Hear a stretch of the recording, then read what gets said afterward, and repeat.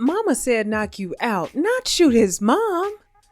Rap pioneer LL Cool J has had quite the longevity in this here entertainment business, cultivating an award-winning rap and acting career. But the trials and tribulations that came along with or before it would be enough for just about anybody to throw in the towel and say to hell with hip-hop. This video won't necessarily be about LL's career, more so his personal story, deriving from his dreadful childhood that consisted of his own father pulling the trigger on his mother, being exposed to drugs by another caretaker, and discovering that his whole life was one huge lie. The master of ceremonies has without a doubt left his mark on hip-hop's main streets, becoming one of the first artists to pioneer a once discreet subgenre into the mainstream, propelling his overall status whilst opening doors for others to follow.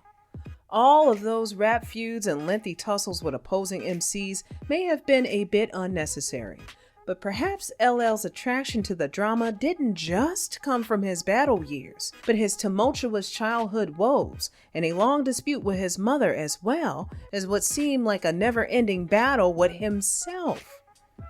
Born a junior, James Todd Smith, or LL Cool J, like many rappers, well before the faux street phenomenon was popularized, allowing suburban kids to play hood, all in favor of a fan base and a shot at fame. Think Malibu's Most Wanted, but now it's acceptable.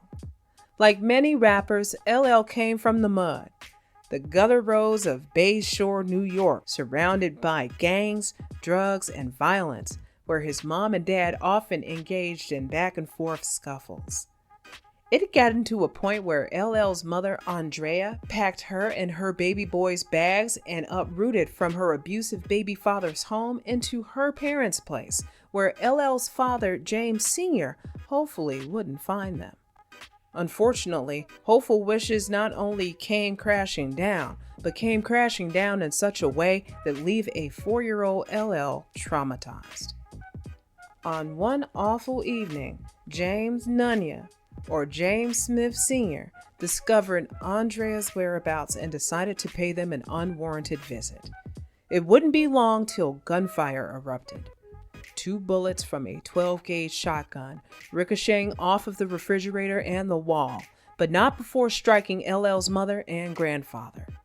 James Nunya apparently had been upset at Andrea for leaving him and taking their son with her, and thought it'd be a wise idea to travel all the way to Lil LL's whereabouts to murder his mother and grandparent while LL was asleep. Thankfully, his diabolical happenings didn't go entirely as planned. He succeeded in his damage, but luckily Andrea and her dad miraculously survived the shooting. Andrea was shot in the back and Eugene, LL's grandfather, in the stomach. The attempted double homicide hit the family rather hard. On top of Mama Andrea and Grandpappy Eugene recovering from attempted murder, it gets even wilder when attempted murder suspect James Nunya had spun the block, not to finish the job, but to try and come back into their lives. But not before Andrea moved on and got with another man. Honestly, wasn't much better. As if little LL hadn't gone through enough trauma, he suffered more abuse at the hands of his new stepfather, Roscoe, an avid drug user who'd been living with LL and his mom for 10 years. He'd often strike LL for any or no good reason, often forcing the child to strip bare and endure the pain of being whipped with extension cords and vacuum cleaner pipes. In order to escape the mental anguish, James did what many children do, creating imaginary worlds full of infinite possibilities, all from the safe haven of his own mind. Todd wouldn't be left unscathed, taking his frustrations out on other kids on school grounds, arming himself with guns and knives. His childhood trouble didn't stop him from reaching a pinnacle of superstardom that one can only ever dream of, and he probably wouldn't have gotten to that level if it weren't for the same man who nearly deleted his mother out of this realm. His daddy, James Nunya, began managing LL after the initial success of his first album, after he and his son made amends sometime along the way.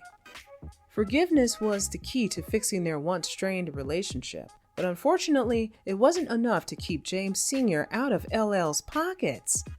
Soon enough, LL discovered that his father was not only not handling his taxes correctly, but that Nunya was going a little crazy with the corporate credit cards.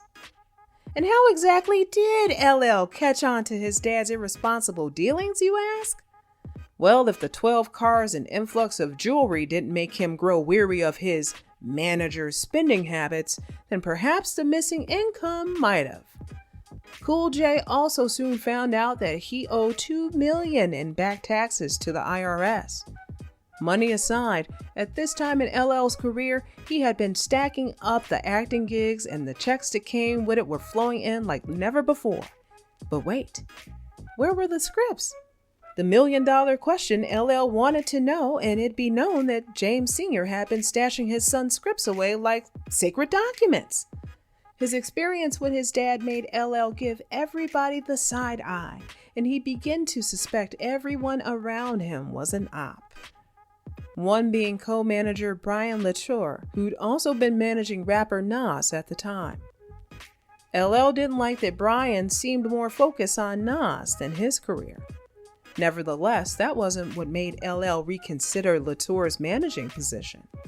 A man dying from AIDS made LL give Brian the boot after LL ordered Brian to give away money toward the victim's medical expenses, to which Latour never followed through with.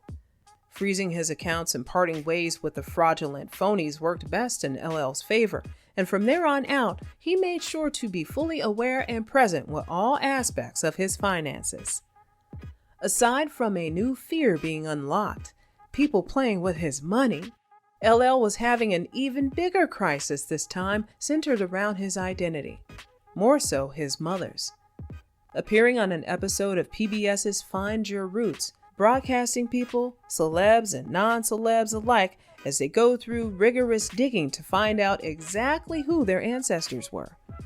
The older you get, the more it seems like family secrets burst out of the closet doing a conga line, and the secret LL uncovered would shake him to his core. Imagine finding out the relatives ain't really your relatives. Well, for LL, he didn't have to imagine a thing. Soon enough, his reality would be flipped and turned upside down when it was discovered that his grandparents, Andrea's parents, weren't actually his grandparents. Turns out LL's mother had been adopted this whole time, and James Jr. had no idea. After reviewing Andrea Smith's, born Andrea Jolly's, birth certificate, issued May 13, 1947, a whole year after Andrea was born, the family discovered that her parents weren't listed on her birth certificate. Matter of fact, no one was.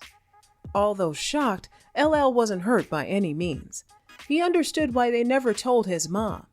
They didn't want to make her feel as though she didn't belong, and from the uncanny resemblance between LL and his grandpop, people are speculating if Eugene, LL's non-biological grandfather, could perhaps still be biologically related in another way.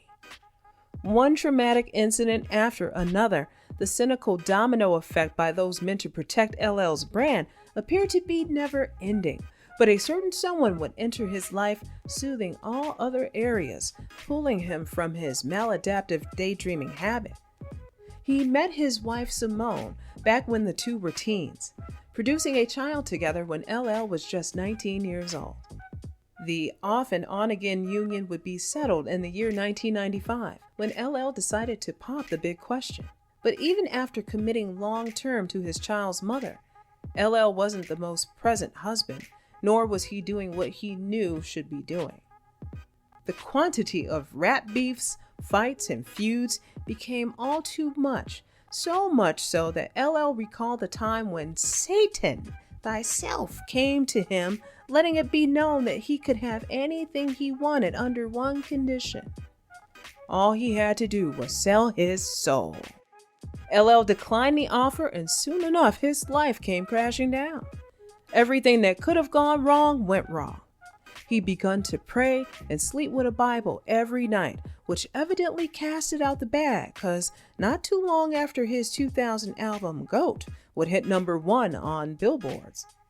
While the music side of his life was succeeding, his wife's health was declining. In 2004, LL's wife had been diagnosed with stage 3 chondrosarcoma, a rare form of cancer found in the bones. 15 hours of surgery, 2 years of recovery, and learning how to walk again, but at least LL was by her side every step of the way. Simone was healing and even put out her own jewelry line, Simone I. Smith. One of the pieces, a lollipop pendant inspired by the lollipop tattoo on her leg that had been disfigured in her recovery process. You can purchase a piece from SimoneISmith.com, and with every purchase, a portion of the proceeds will go to cancer research and awareness. James Todd Smith has experienced quite an unconventional life filled with violence, loss, and betrayal. Witnessing his father quite literally blast his mother, discovering his grandparents really weren't his, and being subjected to abuse, James Todd Smith's upbringing was far away from perfect. Yet he was still able to find an escape route via his imagination that manifests into the pioneering LL Cool J we'd all grown to know since the 80s. From losing his fellow friend Jam Master Jay of Run DMC to nearly losing his fan base, LL's story from an outsider's perspective may sound like one of suffrage, but he was able to turn his pain into profit and withstand a nearly 40-year entertainment career. The book of LL isn't complete just yet, but them first few chapters were brutal, ain't it? Let us know your thoughts and opinions down below in the comments, and stay tuned for more true celebrity stories.